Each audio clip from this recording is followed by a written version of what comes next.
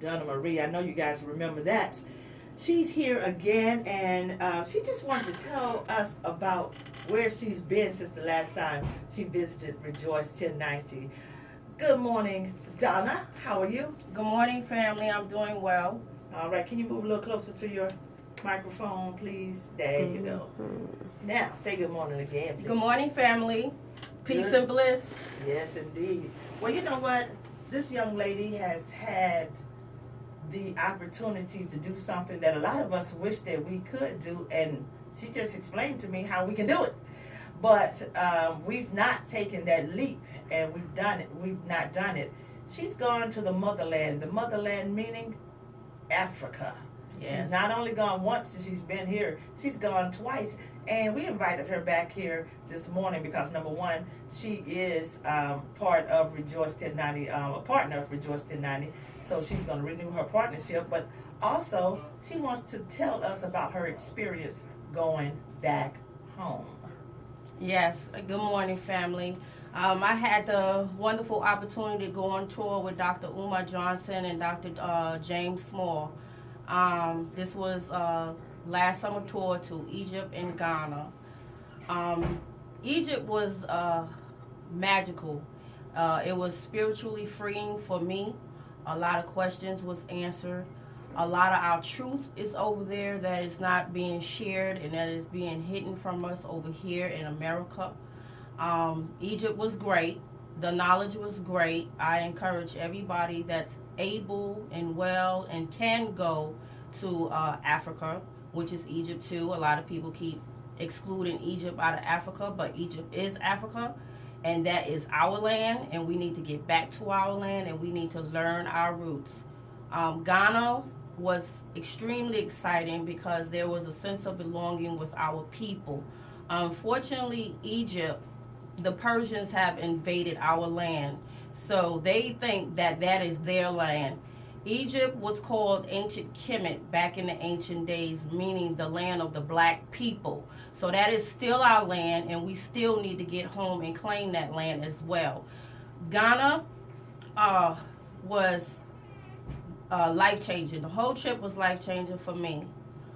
Our people in Ghana, let me make it clear about our people. Our people do not hate us. They love us. They want us to come back home. And we need to get back home, and we need to reconnect.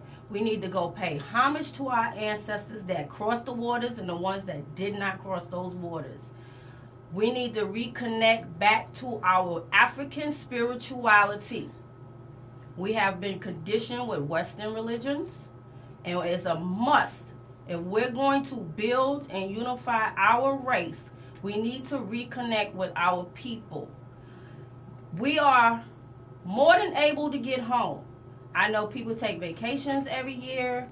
They go Bahamas, Jamaica, Hawaii. I mean, they have conditioned us to go everywhere but home. They have placed this tremendous fear in our hearts about going back home to where we come from. So I wanted to encourage everybody that is able, willing, and well to go back home, reconnect with your people, reconnect with your African spirituality. Africa is not expensive to go to. If you can spend $2,500 on an annual vacation to go to the Bahamas and other places you love to go to, you can go home. I encourage every black person, well, I don't want to say African American because there's no Africa in America. So you are African. You need to go back home, and you can. Annually, there are tours from different historians, educators that are working tirelessly to reconnect the people of the diaspora, which is us, to reconnect back to their roots.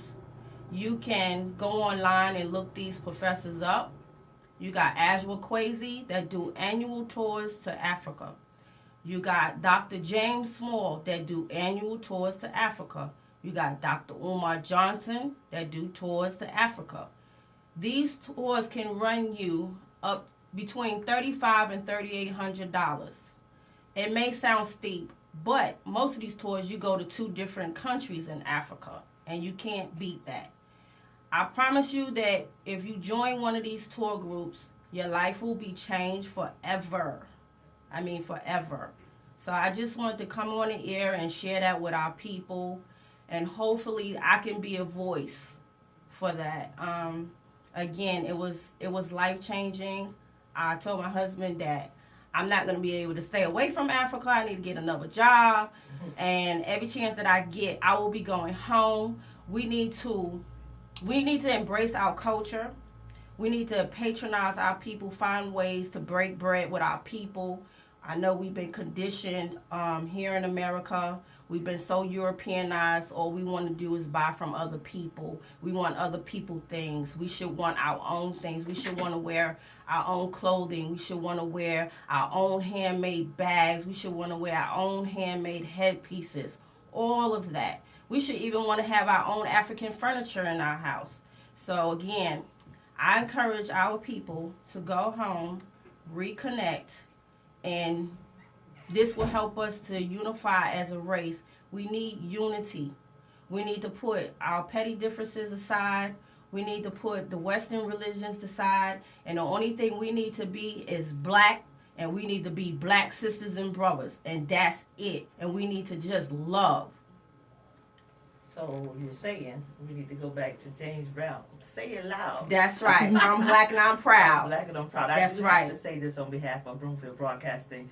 The opinions that you've just heard are the opinions of Miss Donna Marie and not necessarily of Broomfield Broadcasting and Rejoice 1090. Although there are some things that you said that were quite interesting. You said it was a life-changing experience for you.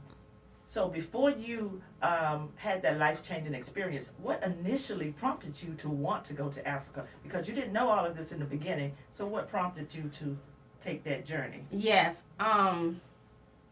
There was always a void in my heart, and it was always a desire. I always wanted to go home, even though the media always portray us as poor and starving.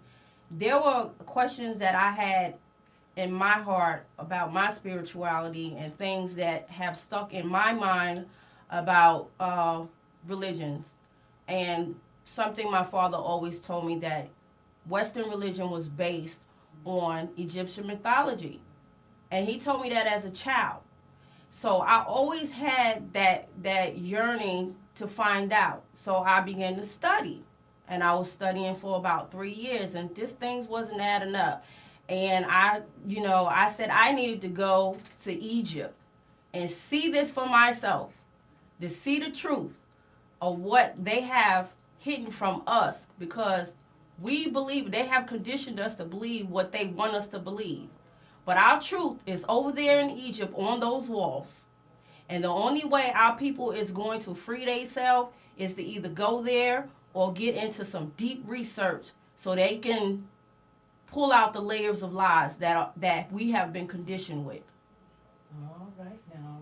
That's deep. Yeah, it is deep. And I see the passion on your face as you're speaking. So this is not just something that's on the surface. It's deep in your heart. We appreciate you, Donna, for coming in here and expressing those things. We followed you on Facebook through this journey. And I'm telling you, so many of us were like in awe of the pictures. Even what you posted, it brought about a different emotion from us, the viewers of that. So we want to thank you for sharing your journey with us right now. And she brought this beautiful album in here, and Lady Baylor is just like, whoa. Such beautiful people, such beautiful landscapes. I mean, just a beautiful, beautiful continent. Our home is beautiful, and our people are beautiful. Yeah, the ones that I saw right there, they definitely are beautiful. And the fact that you said they welcomed you. Yes. They welcomed so you. Loving. So loving.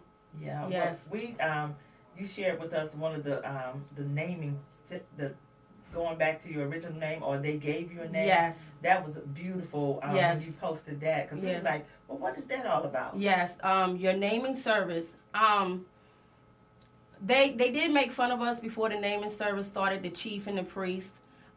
They said, as African American, we struggle over here naming our people. And, he came up with all these different funny names that we name our people. But he said your name has purpose. It has meaning.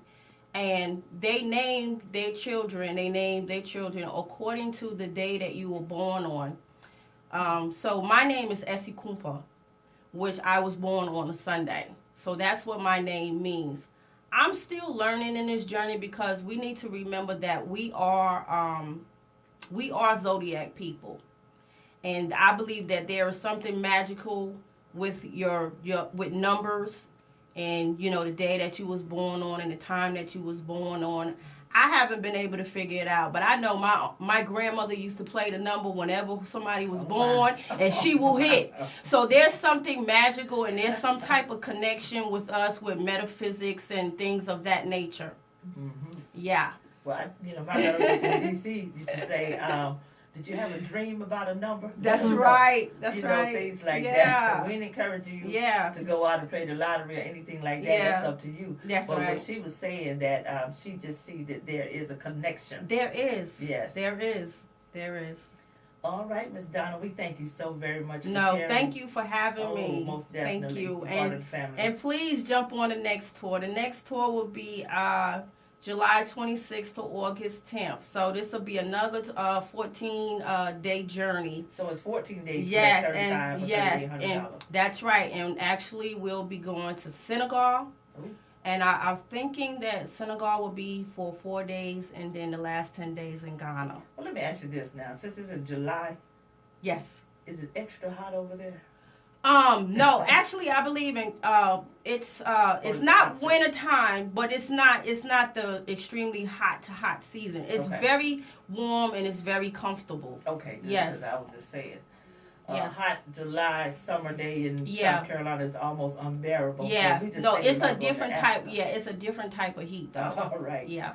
Well, thank you, sister, for coming here. Thank you, Queen. Thank you for the information you shared with us. You are definitely helping a lot of people out this morning, getting them to start thinking about some things. Yes. And they'll do their own research and come to their own conclusions. Yes. But we thank you so very much. All right? Thank you. All right.